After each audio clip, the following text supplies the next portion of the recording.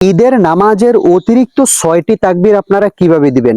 প্রথম রাকাতে যখন আপনারা হাত বাঁধবেন, বাঁধার পরে কিন্তু সানা পাঠ করবেন।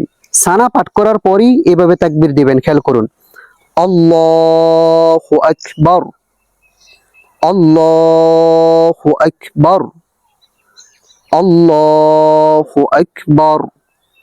আমাদের কিন্তু 3টা তাকবীর দেওয়া শেষ প্রথম রাকাতে। এখন আমরা সূরাতুল ফাতিহা পাঠ করব, অন্য একটি সূরা মিলিয়ে রুকু সিজদা করে উঠব। উঠার পরে আমরা বিসমিল্লাহ বলে সূরাতুল ফাতিহা পড়ব, অন্য একটি সূরা মিলাবো।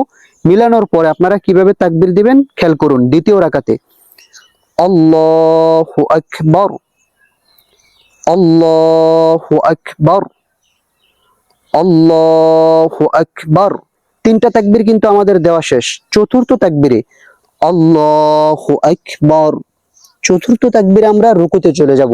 এইভাবে আপনারা 2 রাকাতে 6টি তাকবীর অতিরিক্ত দিবেন।